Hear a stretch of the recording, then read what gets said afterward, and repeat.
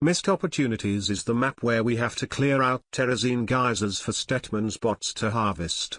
Then we have to protect said bots from enemies. If we lose more than one bot on brutal difficulty, we lose the game. Extra enemy waves drop every few minutes. All enemies are cloaked. Circles appear that can freeze your guys inside. Speaking of guys who need to deal with the first wave, Dehaka, where do we have him?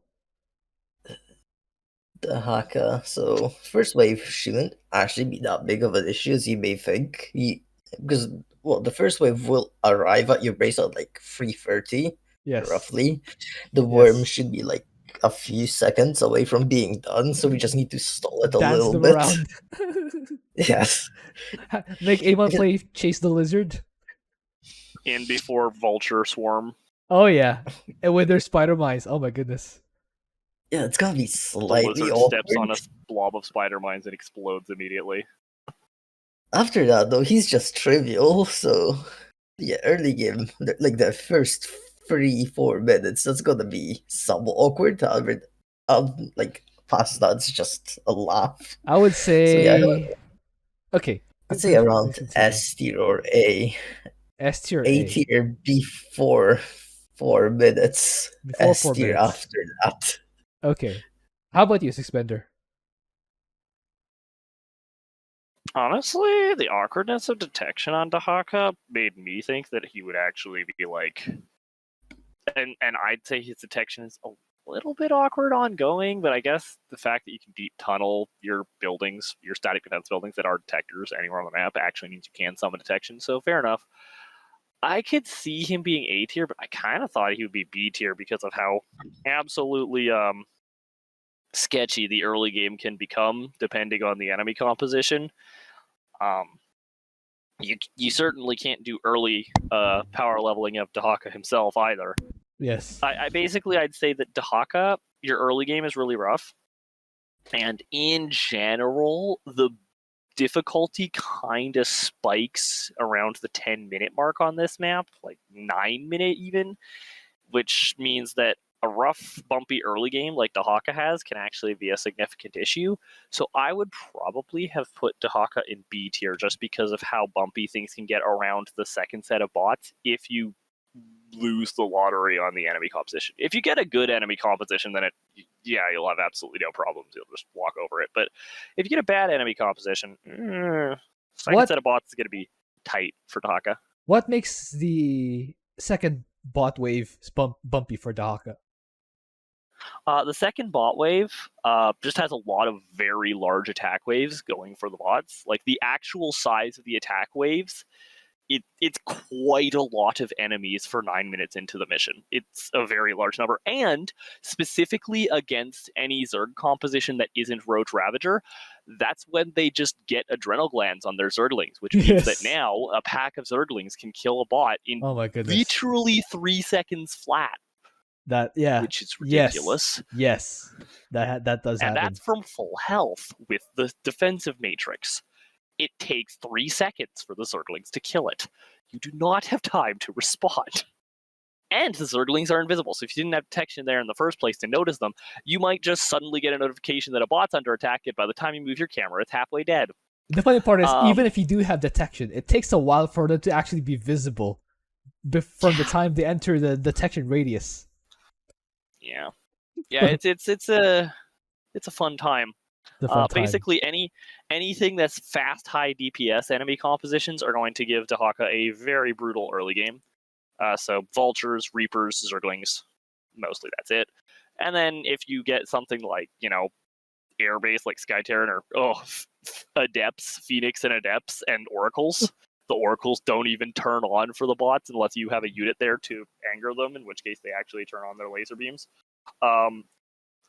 In that case, they're not going to kill the bots very fast, and you'll be probably fine. What do you think, Zero? I don't think he's that bad, personally. Like, those waves should just get dealt with by pack leaders. You don't need supporting units, so you can spend all that money on worms. Have you played this as Dehaka? Yes. Not like this specifically, but like the previous, like Speed Freak and like the aggressive deployment mutation. How did you deal with the? I think it was 7 minute aggressive deployment. Does it spawn in your base? No, you have a few units, but by like your pack leaders where you're deploying them by the bots. Oh yeah. That area. Make You can just like make a simple one leg. Ravasaur. Yeah, Actually, Ramsor Roach. Make igniters. Igniters are the tankiest ones. Make an igniter. Yeah. So as the Hawker, you have to remember that your primal wardens draw aggressive deployment. They don't. So No. yes they do. No, They don't. They do. No. They drop they do. They drop around my No. base. They do.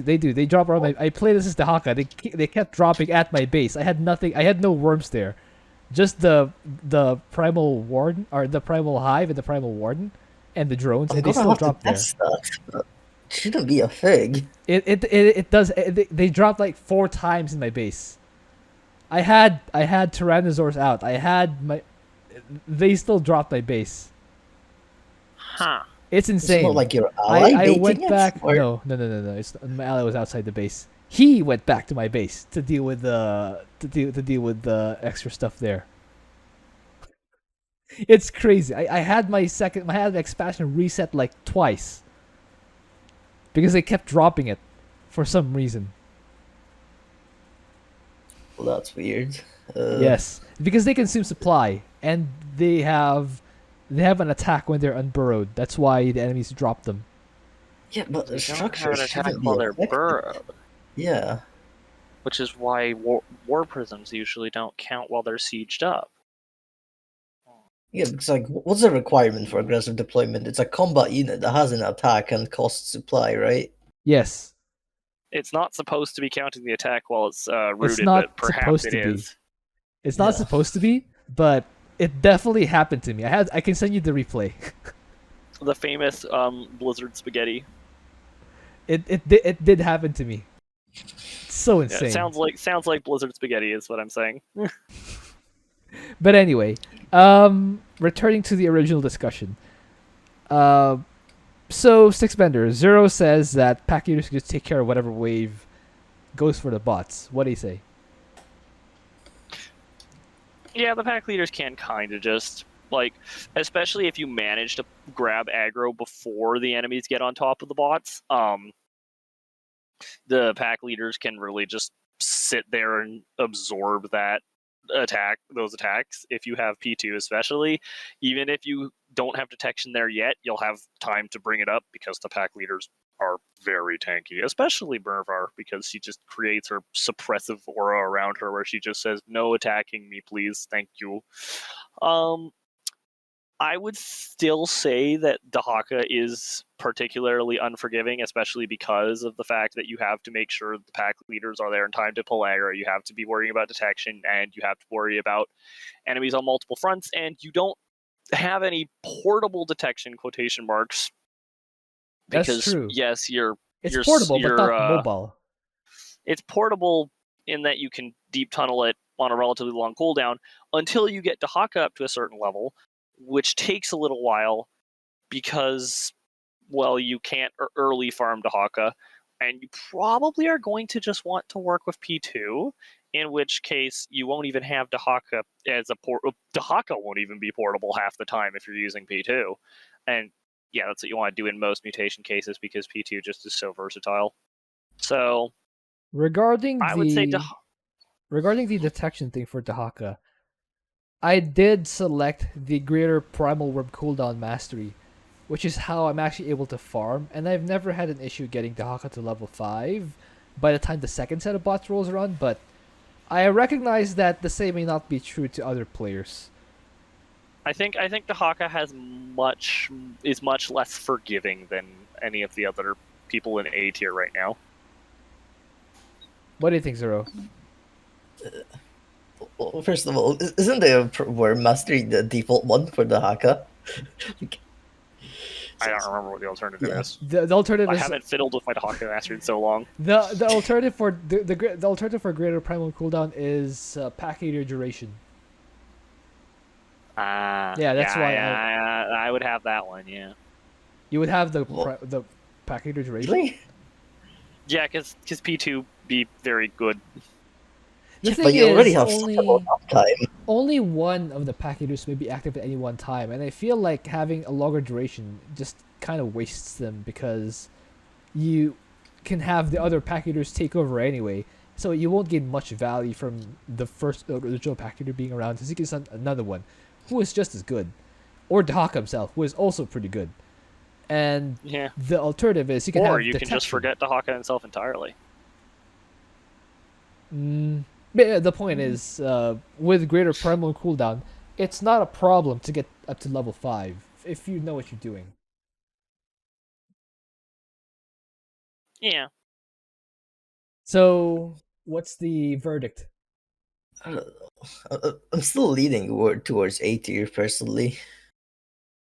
How about a Maybe star? slightly Dehaka bias, but How about a star? Because it is true he does have all the tools he needs, but it's unforgiving if you make a mistake.